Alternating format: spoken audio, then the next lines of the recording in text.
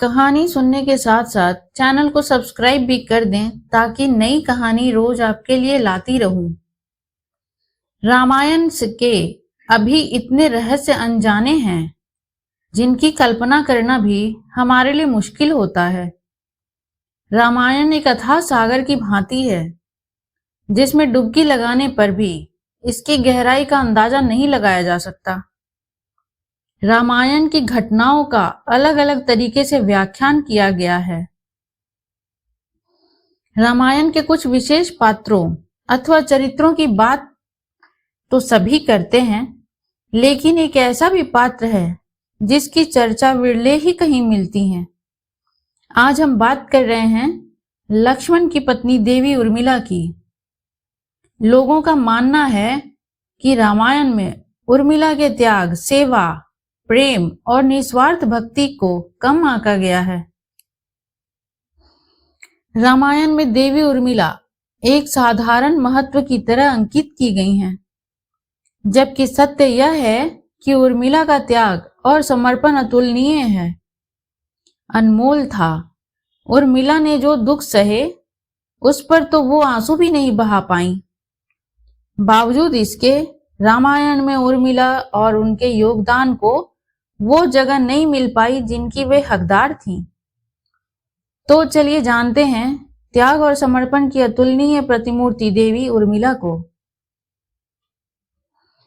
राजा जनक की असीम सुंदरी कन्या और महाराज दशरथ की पुत्र वधू देवी उर्मिला माता सीता की ही छोटी बहन थी। उनका विवाह भगवान राम के अनुज लक्ष्मण के साथ हुआ था। राम के वनवास जाने के समय उर्मिला भी एक पतिव्रता स्त्री की तरह अपने पति लक्ष्मण जी के साथ जाना चाहती थी, लेकिन लक्ष्मण जी ने उन्हें ले जाने से इनकार कर दिया। उर्मिला ने बहुत मिन्नतें की।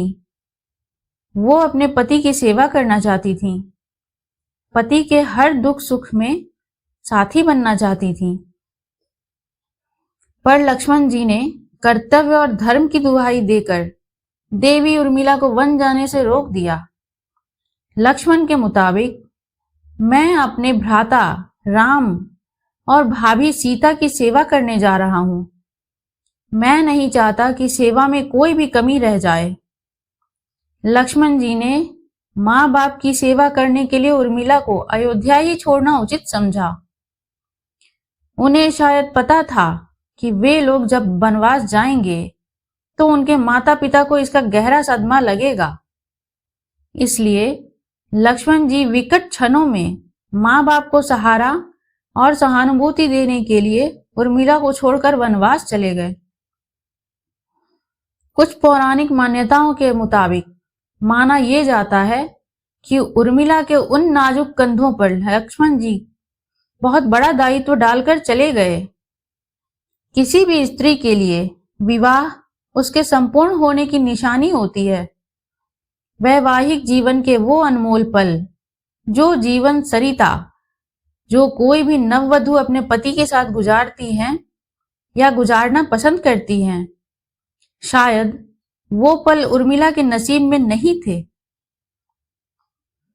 इस दुनिया की कोई भी नववधु अपने पति से कुछ समय के लिए दूर नहीं रह सकती। देवी उर्मिला अपने पति से एक नहीं, दो नहीं, बल्कि पूरे 14 साल अलग रहीं। भला किसी नवविवाहित स्त्री के लिए इससे बड़ा त्याग और समर्पण क्या हो सकता है। खैर, उर्मिला ने पूरे 14 वर्षों तक अपने पति के वियोग में जिंदगी बिताई। यह उर्मिला का अखंड पतिव्रत धर्म ही था कि उन्होंने कभी किसी की तरफ देखा तक नहीं।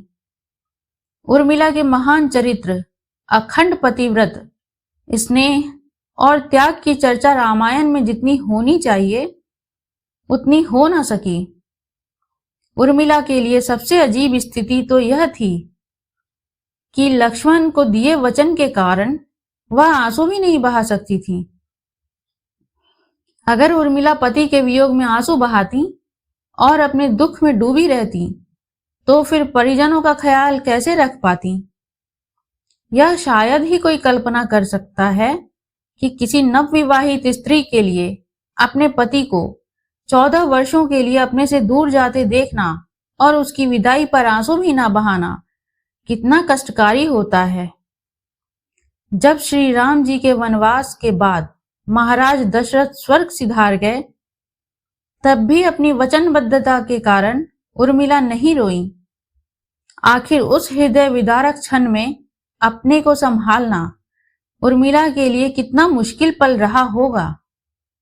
हालांकि महाराज जनक अपनी पुत्री को मायके अर्थात मिथिला ले जाना चाहते थे, ताकि मां और सखियों के बीच में उर्मिला के पति वियोग का दुख कुछ कुछ कम हो सके। लेकिन उर्मिला ने मिथिला जाने से साफ इनकार कर दिया। उर्मिला के मुताबिक अब पति के परिजनों के साथ रहना और दुखों में उनका साथ ना छोड़ना ही उनका धर्म है। इसलिए इतने सारे त्याग, बलिदान और कष्ट सहने के बावजूद भी वचनों में बंधी देवी उर्मिला रामायण में नेपथ्य में ही रही। उर्मिला ने जो यह सहा, शायद ही कोई स्त्री ऐसा कर पाए। इसलिए वर्तमान की दृष्टि से देखें तो उर्मिला रामायण की सबसे अतुलनीय और पवित्र पत्नी के साथ साथ त्याग, बलिदान और समर्पण की देवी हैं। आज की पीढ़ी के लिए उर्मिला का व्यक्तित्व सबसे ज्यादा सम्माननीय और पूजनीय होना चाहिए। अब आप सोच में पड़ गए होंगे कि निद्रा देवी के प्रभाव में आकर अगर उर्मिला 14 साल तक सोती रही, तो सास और अन्य परिजनों की सेवा करने का लक्ष्मण को किया वादा उन्होंने कैसे पूरा किया? तो उत्तर यह है कि सीता माता ने अपना एक वरदान उर्मिला को दे दिया था। उस वरदान के अनुसार उर्मिला एक साथ 3 कार्य कर सकती थी। लक्ष्मण की पत्नी उर्मिला को लेकर यह वर्णित है कि वह नाग लक्ष्मी का अवतार थी और शेष नाग का नाग लक्ष्मी से त्रेता युग में विवाह हुआ था। लक्ष्मण और उर्मिला के 2 पुत्र थे, जिनका नाम अंगद और चंद्रकेतु था, तथा सोमदा नाम की एक पुत्री उत्पन्न हुई। अंगद ने अंगदियापुरी तथा चंद्रकेतु ने चंद्रकांतापुरी की स्थापना की थी। अगर यह कहानी आपको अच्छी लगी हो तो लाइक एवं सब्सक्राइब करें और इस कहानी से क्या शिक्षा मिली कमेंट में जरूर लिखें।